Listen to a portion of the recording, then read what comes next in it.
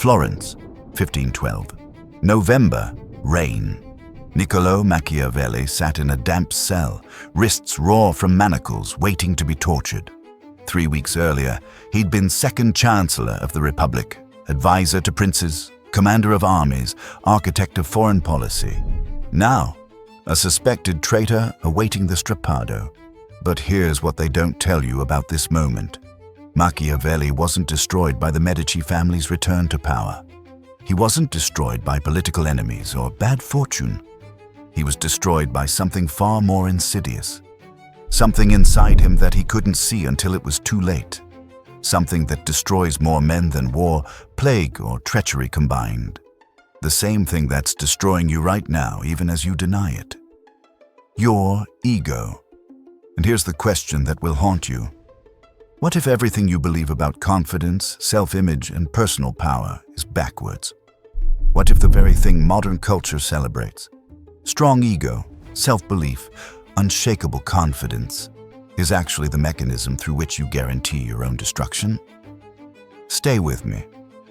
Because what Machiavelli discovered in that cell changed not just his life, but revealed a truth about human nature that most men die without understanding.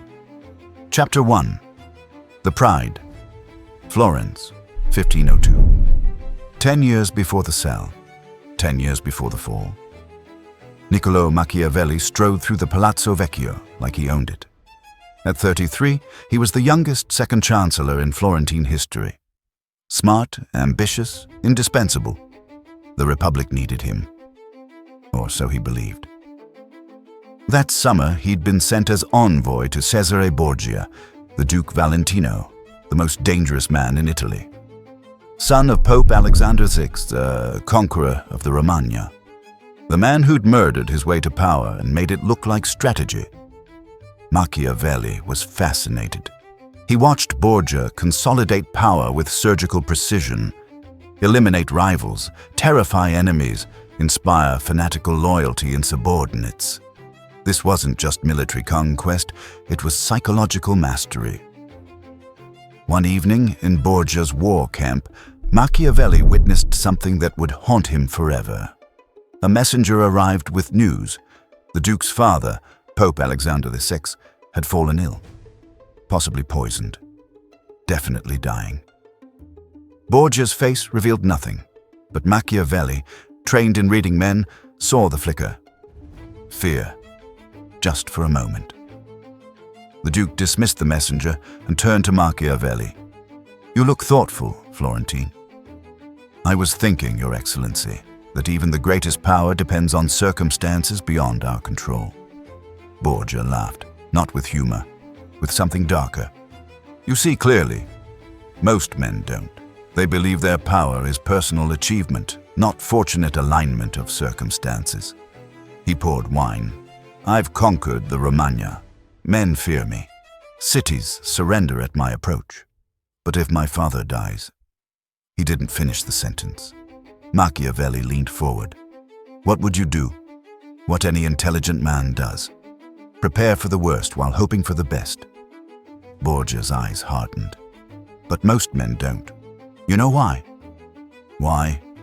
Because their ego convinces them they're special, that the rules governing ordinary men don't apply to them, that fortune will always favor them." 3 months later, Pope Alexander VI died, and Cesare Borgia, the most powerful prince in Italy, lost everything within weeks. Not because he lacked military skill, not because his enemies were stronger, but because his ego, despite his clear-sightedness in that conversation, convinced him he had more time, that he could manipulate the papal election, that his reputation would protect him. It didn't. Machiavelli watched this catastrophic collapse from Florence, taking notes, studying, learning, or so he thought. Because what he didn't realize, what he couldn't see, was that the same mechanism destroying Borgia was already operating inside him. His ego was building the scaffold of his own destruction, and he was too proud to notice. Chapter 2. The Principle. Ego as internal saboteur. Back in Florence, Machiavelli's reputation grew. His diplomatic dispatches were brilliant. His analysis of power sharp. His advice to the Signoria, Florence's ruling council, increasingly influential. He began to believe his own press. "The Republic depends on my judgment," he told his friend Francesco Vettori over wine one evening. Vettori, older and wiser, raised an eyebrow. "Careful, Niccolò. That kind of thinking is dangerous." "Why?" "It's true. My analysis of the French situation saved us from disaster. My recommendations on Pisa brought victory. I'm not bragging. I'm stating facts." "Facts, perhaps. But there's something else in your voice. Something I've heard before in men who are about to fall." Machiavelli laughed. "You sound like a Stoic philosopher. Should I meditate on death and impermanence?" "Mock if you want, but I've seen what happens when capable men start believing they're indispensable. The ego that tells you you're special is the same ego that will blind you to the knife at your back." Machiavelli dismissed this. He was too valuable to Florence, his skills too rare, his insights too necessary. This was ego speaking. He just didn't recognize its voice yet. Meanwhile, in his private study, Machiavelli kept detailed notes on power dynamics. He observed a pattern. Every fallen prince he studied, and he studied them all, fell the same way. Not through external attack primarily, but through internal delusion. The ego that convinced them their position was permanent. The ego that made them dismiss threats as beneath notice. The ego that surrounded them with flatterers instead of truth-tellers. He wrote in his notes, "Men are so focused on present necessities that they easily deceive themselves about future dangers. The ego whispers, 'This threat is not real. Your superiority protects you.' And men believe it until the threat becomes undeniable." He was describing Cesare Borgia. He was describing every fallen leader in history. He didn't realize he was describing himself. Machiavelli looked up from his notes. Sometimes, in the quiet of his study, he felt he wasn't writing just for the princes of his time, but for all men who would come after. Men who would face the same patterns, the same temptations, the same ego-driven blindness. He dipped his quill and wrote slowly. "The greatest comfort in studying these patterns is knowing you're not the first to face them, nor will you be the last. Throughout history, in every generation, there are men who choose to see clearly rather than comfortably. Men who recognize ego's voice and choose silence over its whispers. We are separated by centuries, yet united by this singular pursuit, the discipline of clear sight." He paused, feeling the weight of that truth. Somewhere in the future, men would read these words and recognize themselves. And in that recognition, they wouldn't be alone. He returned to his writing, the words flowing easier now, as if he were part of something larger than himself. Chapter 3. The Test. The Medici Return. August 1512. Spanish armies approached Florence. The republic, which Machiavelli had served for 14 years, was collapsing. The Medici family, exiled in 1494, were returning with foreign backing. Machiavelli knew what this meant. The Medici hated republicans. Anyone associated with the old government would be purged. He should have fled. Vettori begged him to leave. "They'll arrest you, Niccolò. Your name is all over the anti-Medici policies. Get out while you can." But Machiavelli's ego spoke louder than Vettori's warnings. "I'm a professional administrator. The Medici will need capable men.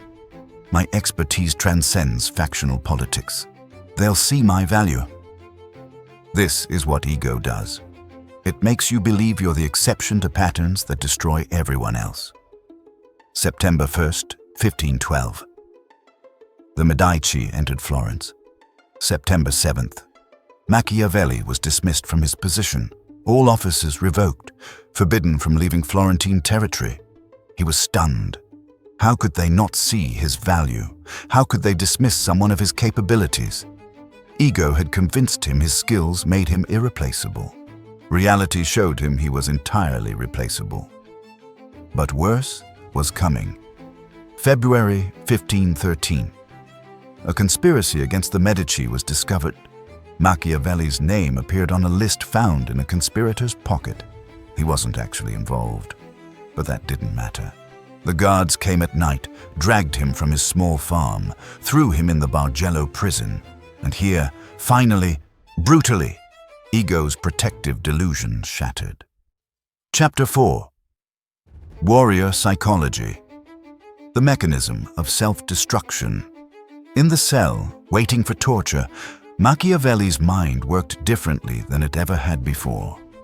Pain has a way of burning through ego's comfortable lies. He thought about Cesare Borgia, about all the princes he'd studied, about himself, and he saw the pattern with terrible clarity. Ego operates like this. First, it distorts perception. When you're successful, ego whispers, "This is because of your superiority, your intelligence, your special qualities." It creates the delusion that your current position is deserved, permanent, natural.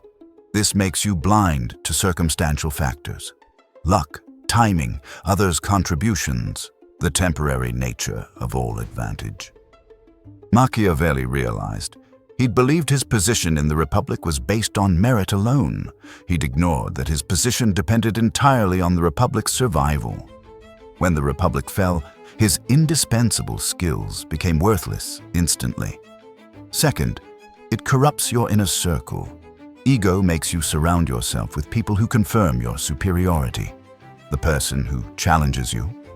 Ego labels them negative, disloyal, so you distance yourself from their perspective. The person who flatters you. Ego rewards this with trust and proximity. Over time, you've built an echo chamber. Everyone agrees with you because everyone who disagreed was pushed away. Machiavelli thought about his years in office. How many warnings had he dismissed? How many times had someone suggested the Medici return was inevitable and he'd called them pessimistic?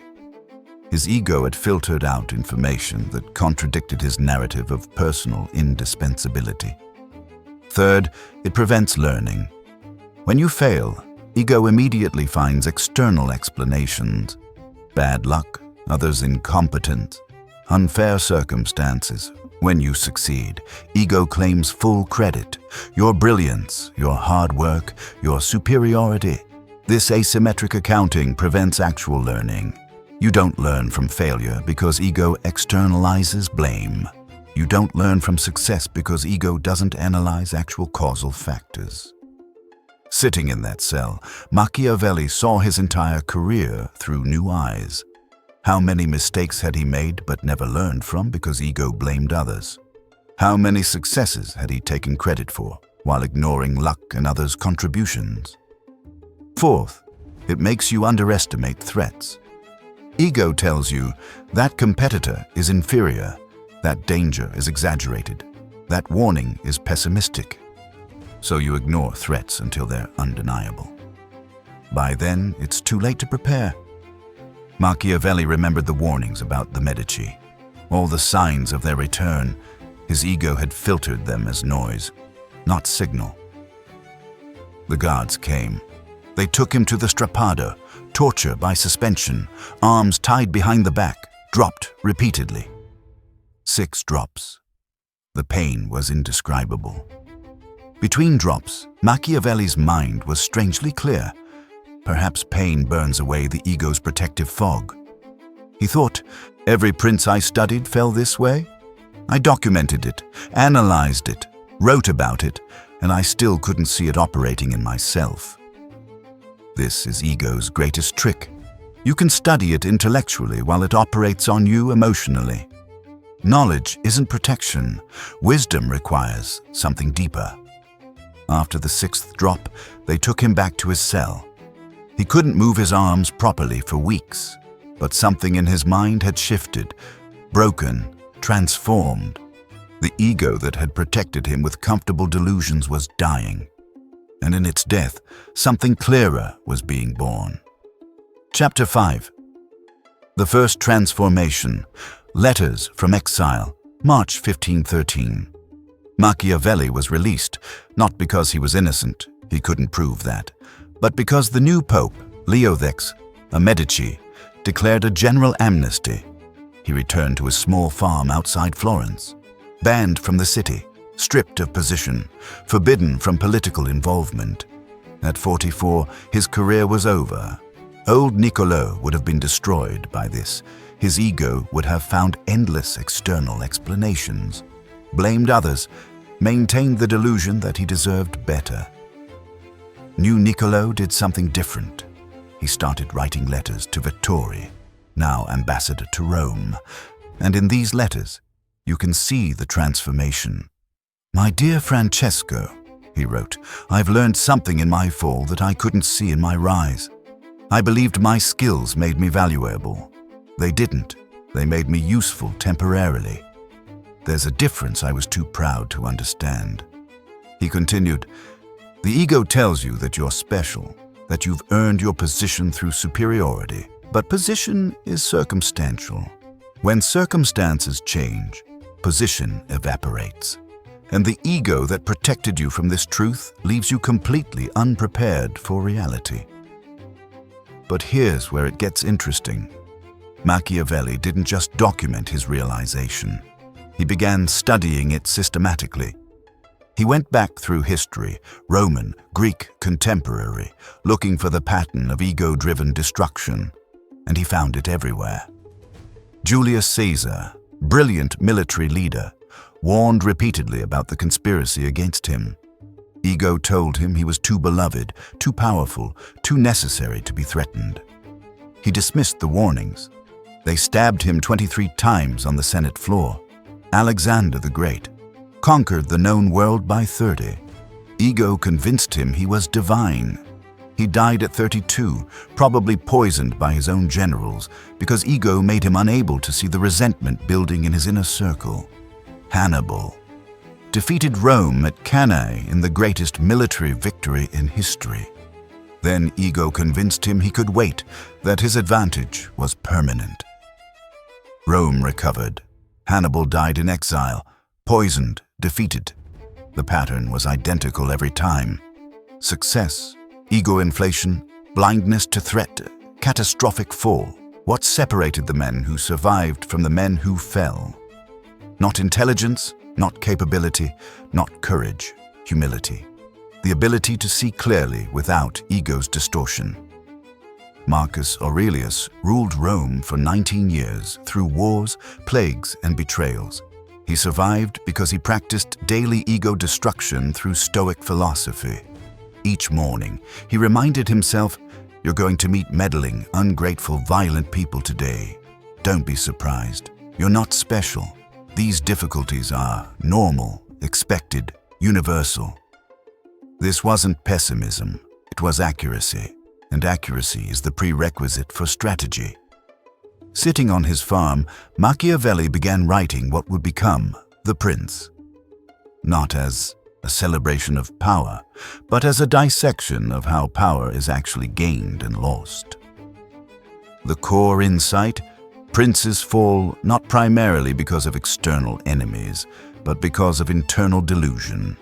The ego that convinces them they're untouchable, that their position is permanent, that fortune will always favor them. Chapter 6: Deep Training. The Craft of Wisdom. Summer 1513. Machiavelli developed a ritual. Each evening, he would remove his muddy work clothes from the farm, wash and dress in his old courtly robes. Then he would enter his study and spend hours in conversation with the ancients, reading Livy, Plutarch, Cicero, Thucydides. He wrote to Vittori, "When I enter my study, I put on the robes of ancient courts and princes. There I am welcomed lovingly by them. I feed on the food that alone is mine and that I was born for. I'm not ashamed to speak with them and ask them about the reasons for their actions, and they, out of their humanity, answer me." This wasn't just reading. This was transformation. He was learning to see without ego's distortion, to analyze power without the comforting delusions that had destroyed him. he studied the difference between capability and ego. Capability says, I can learn this, I can adapt, I can grow. Ego says, I already know this, I'm naturally superior, I don't need to change. Capability prepares thoroughly because it respects the challenge. Ego underprepares because it assumes natural superiority will suffice. When the test comes, capability's preparation carries you through. Ego's lack of preparation exposes you. He documented this in The Prince. The wise man does at once what the fool does finally. The wise man, the one without ego, sees threats early and prepares. The fool, the one with ego, dismisses threats until forced to acknowledge them, by which time preparation is impossible. Machiavelli also studied the corruption of the inner circle. A prince with ego surrounds himself with yes men. They tell him what he wants to hear. This creates an echo chamber where bad ideas are never challenged and good warnings are never heard. A prince without ego actively seeks disagreement. He rewards those who challenge him because he values accurate information over comfortable confirmation. Marcus Aurelius had a slave whose job was to whisper, "Remember, you are mortal," during triumph parades. This was ego destruction as practice. Most leaders do the opposite. They surround themselves with people who confirm their greatness. Then they're shocked when reality contradicts the narrative. Machiavelli wrote, "The first method for estimating the intelligence of a ruler is to look at the men he has around him. If they're capable and loyal, you can always esteem him wise. But if they're flatterers, this reflects his poor judgment." He was describing what ego does. It selects for flattery over truth because flattery protects ego, while truth threatens it. But here's the deepest layer Machiavelli discovered. Ego doesn't just corrupt external relationships, it corrupts internal dialogue. The ego-driven man cannot think clearly about himself. He cannot accurately assess his own strengths and weaknesses. He cannot learn from failure because ego won't let him take responsibility. He cannot replicate success because ego won't let him acknowledge luck and others' contributions. The man without ego has access to reality. He can see himself as he actually is, neither special nor worthless, but circumstantial and temporary like everyone else. This accurate self-assessment is the foundation of all strategy. If you don't know yourself accurately, you cannot make accurate decisions about what to do, where to go, what risks to take. Ego guarantees self-delusion, and self-delusion guarantees eventual collision with reality. By autumn 1513, The Prince was complete. But Machiavelli knew something. The book would be misunderstood. People would read it as a celebration of ruthless power. They would miss the deeper lesson, that ego is the primary mechanism through which power destroys itself. One evening, deep in study, Machiavelli experienced something unusual. The boundaries between past and present seemed to blur. He was reading Plutarch's account of Caesar's assassination when a thought crystallized with perfect clarity. Every man who had ever confronted his own ego, Marcus Aurelius in his tent, Seneca in his garden, Epictetus in his chains, had faced the same battle. The same voice promising specialness, the same temptation toward comfortable delusion. And every man who chose humility over ego joined an invisible brotherhood, not bound by time or place, but by the shared commitment to see reality as it is, rather than as ego wishes it to be. Machiavelli felt a strange kinship with these men across centuries, and with those yet to come. Those who would read these words and face the same choice. Those who would recognize ego's voice and choose differently. The thought passed like a cloud, but its truth remained. The discipline of clear sight was eternal. Those who practiced it, in whatever age, walked the same path. He returned to his work, no longer feeling alone in it. Chapter 7. The Final Confrontation. The Medici Test, December 1513. Machiavelli sent the prince to Lorenzo de' Medici. hoping it would win him back into political favor. Old Machiavelli would have believed this guaranteed his return. The book is brilliant. They'll see my value. They'll reinstate me. New Machiavelli knew better, but he tried anyway, with eyes open this time. Lorenzo barely looked at it. He was given horses the same day and paid more attention to them. This would have destroyed old Machiavelli. Proof that the world was unfair, that excellence went unrewarded, that he deserved better. New Machiavelli saw it differently. Lorenzo was 19, surrounded by flatterers, convinced of his own importance because he was born Medici. Ego made him unable to recognize wisdom even when handed to him. This wasn't about Machiavelli's worth. It was about ego's predictable pattern. The man with ego cannot learn because he believes he already knows. Lorenzo would rule for 6 years, make catastrophic decisions, and die young and unmourned. His ego guaranteed this trajectory the moment it made him dismiss valuable wisdom because it came from someone his ego deemed inferior. Machiavelli saw this coming. He wrote in his letters, "The young prince is so surrounded by those who flatter him that he cannot see reality. He will fall, not because he's stupid, but because ego makes even intelligent men blind." Over the next years, Machiavelli lived quietly on his farm. He wrote, he studied, he waited. Not with ego's expectation that he deserved return to power, but with the understanding that circumstances shift, fortune turns, and the man without ego is ready when opportunity arrives. It never did. He died in 1527, never returning to political power. But here's the transformation. Old Machiavelli would have died bitter, convinced he was wronged, that the world failed to recognize his specialness. New Machiavelli died differently. He'd discovered something more valuable than political position, clear sight, the ability to see human nature without ego's distortion, to understand power dynamics without comforting delusion, to analyze why men gain and lose everything without the need to believe he was exempt from these patterns. His final letter to Vettori. "I've learned that the ego's greatest lie is telling you you're the exception, that the patterns destroying others won't destroy you, that your intelligence, your capability, your specialness protects you from universal human dynamics. But these patterns are universal precisely because no one is exempt. The wise man knows this. The fool believes he's different, and that belief guarantees his fall." The warrior truth. Here's what Machiavelli discovered. Here's what 5 centuries of history since have confirmed. Ego is not strength. It's the mechanism through which you guarantee your own destruction. Consider every catastrophic failure in history. Napoleon conquered Europe. Then ego convinced him he could conquer Russia. Every advisor warned him, the distance, the winter, the logistics. His ego said he was exceptional. He invaded with 600,000 men. Fewer than 100,000 returned. The invasion destroyed his empire, not the Russian army.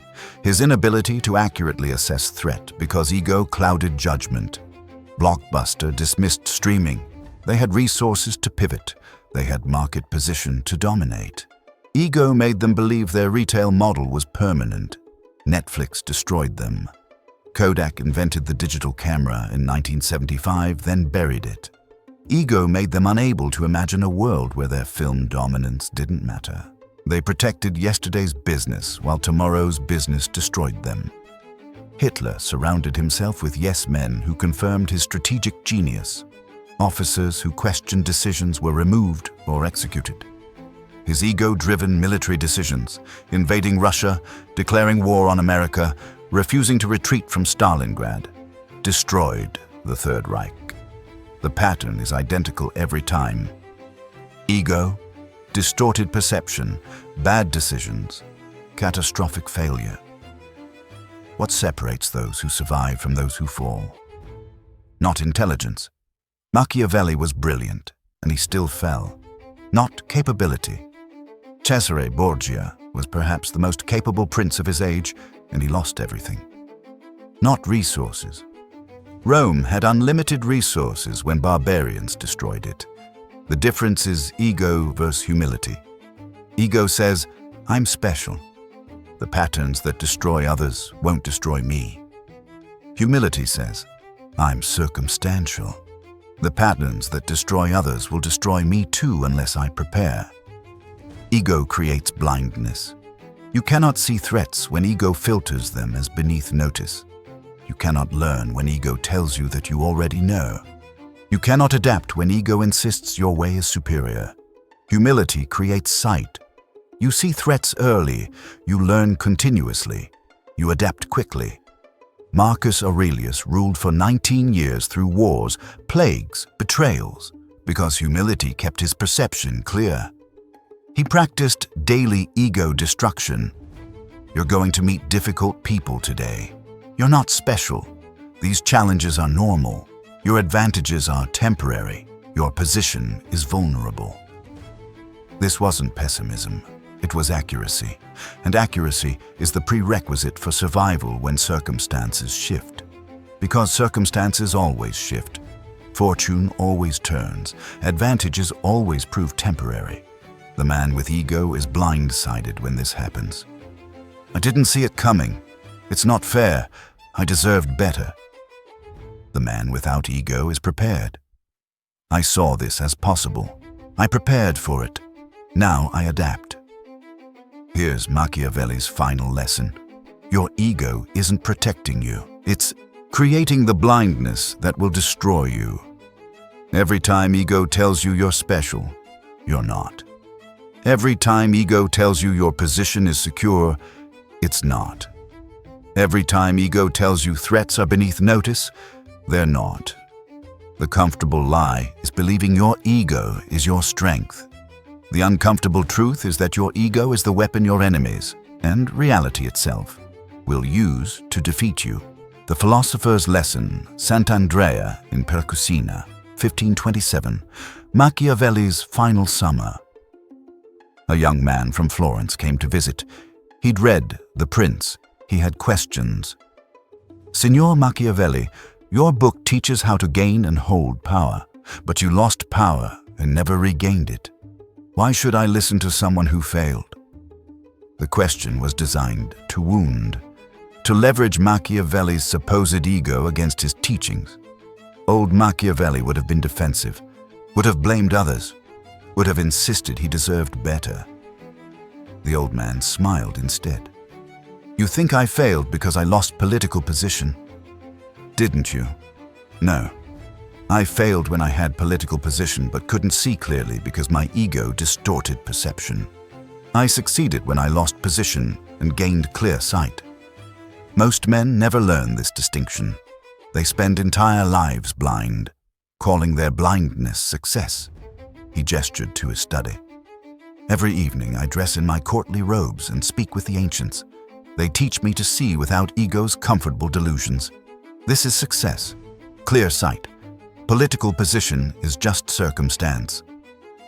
The young man looked confused. You came here, Machiavelli continued, thinking I would defend my ego. Insist I was wronged, that I deserved better. This is what ego does. It makes you believe you're the exception to universal patterns. He leaned forward. But I'm not exceptional. Neither are you, neither is anyone. We're all subject to the same dynamics. Fortune turns. Circumstances shift. Advantages prove temporary. The only question is, will you see this clearly or will your ego blind you until it's too late? So what should I do? Practice humility. Not as virtue, but as strategy. Assume you're probably wrong about many things. Assume your advantages are circumstantial and temporary. Assume threats are real even when ego says they're not. This doesn't guarantee success, but it prevents the blindness that guarantees failure. The young man left, still confused. Machiavelli watched him go, knowing the boy's ego was already filtering the lesson, insisting he was different, that these warnings applied to others, but not him. This was the pattern. This was why ego wins most battles, because it feels better than humility. It's comfortable where humility is uncomfortable. But comfort guarantees eventual collision with reality. And reality doesn't care about your ego. 3 weeks later, Machiavelli died. Quietly, on his farm, politically powerless. But he died clear-sighted, and he left behind wisdom that 5 centuries later still describes exactly how and why men destroy themselves. Not through external enemies primarily, through the internal enemy they cannot see, through the ego that tells them they're special, untouchable, beyond the patterns that destroy everyone else. The question isn't whether you have an ego. You do. Everyone does. The question is, will you recognize it as the liability it is and practice humility as strategy? Or will you celebrate it as strength and guarantee your eventual blindness? Choose carefully. Because the world doesn't care about your self-image. It only cares whether you can see clearly enough to adapt when everything changes, and everything always changes. The young man paused at the door. Signor Machiavelli, if I want to learn what you've learned, where do I begin? The old philosopher smiled. You begin by admitting you don't already know, by recognizing that your ego is operating right now, filtering my words, insisting you're different. He stood, walked to the window. The discipline of seeing clearly, it's not something you achieve once and possess forever. It's daily practice. Every morning you wake and your ego begins whispering its comfortable lies. Every morning you must choose humility over delusion. Is it worth it, this constant struggle? Worth it? Machiavelli turned back. It's the only thing worth it. Because everything else, position, power, reputation, is temporary. But clear sight, that's yours until death. And when you practice it, you join something larger than yourself. An unbroken line of men throughout history who chose to see rather than to dream. The young man nodded slowly. Something in his eyes had changed. Will I see you again? He asked. Perhaps, perhaps not. But if you practice what I've described, you'll carry this conversation with you, and someday another young man will come to you with the same questions, and you'll answer as I have. This is how wisdom continues. The young man bowed and left. Machiavelli watched him go, knowing the boy now had the choice. Ego's comfortable blindness or humility's uncomfortable sight. Some would choose wisely, most wouldn't. But those who did, they were the ones who survived when everything changed. The discipline of clear sight that Machiavelli practiced 5 centuries ago, it continues today. Not in Renaissance palaces, but in the quiet moments when you choose uncomfortable truth over comfortable delusion. If this exploration of ego, philosophy, and human nature resonates with you, I invite you to subscribe to The Gentleman Philosopher. Your subscription helps us create more content like this. Deep philosophical investigations that challenge conventional thinking and reveal timeless truths about human nature. We're building a community of clear-sighted individuals who refuse ego's comfortable lies. Men and women who choose stoic wisdom over modern delusion, who study history, philosophy, and psychology not for entertainment, but for transformation. Thank you for watching. Thank you for thinking deeply. Thank you for choosing the harder path of genuine wisdom. Until next time, practice humility. Question your ego. See clearly, the world needs more philosophers and fewer deluded masses. Be the former.